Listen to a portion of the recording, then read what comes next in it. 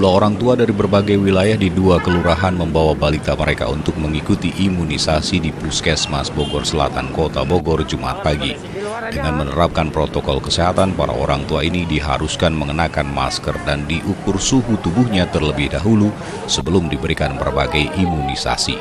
Salah seorang orang tua bahkan tidak diperkenankan masuk ke dalam puskesmas oleh petugas karena kedapatan tidak mengenakan masker. Dari 85 balita yang mengikuti imunisasi sejak 2 kali digelar, diberikan vaksin imunisasi seperti BCG, DPT 1-3, polio 1-4, dan campak.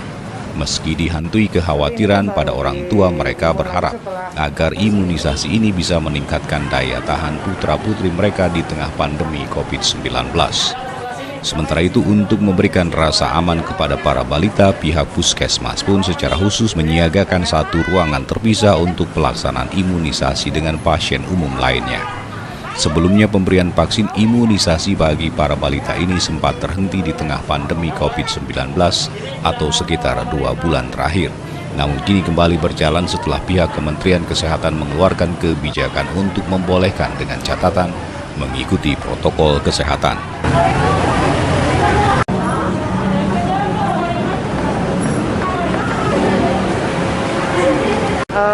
Imunisasi apa ini Bu anaknya Bu?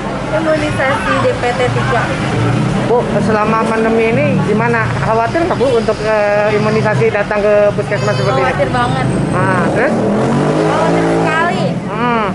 Terus Ibu masih tetap ke sini kenapa? Kebutuhan anak imunisasi. Imunisasi. Kalau nggak diimunisasi nanti imunnya turun. Ya, turun.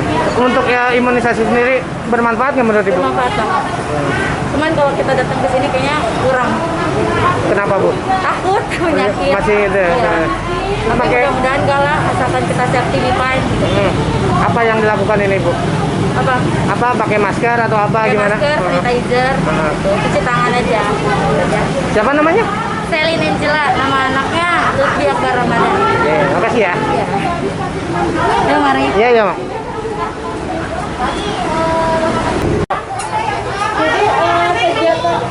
Imunisasi di Puskesmas Bogor Selatan ini memang ada perubahan semenjak terjadi pandemi COVID.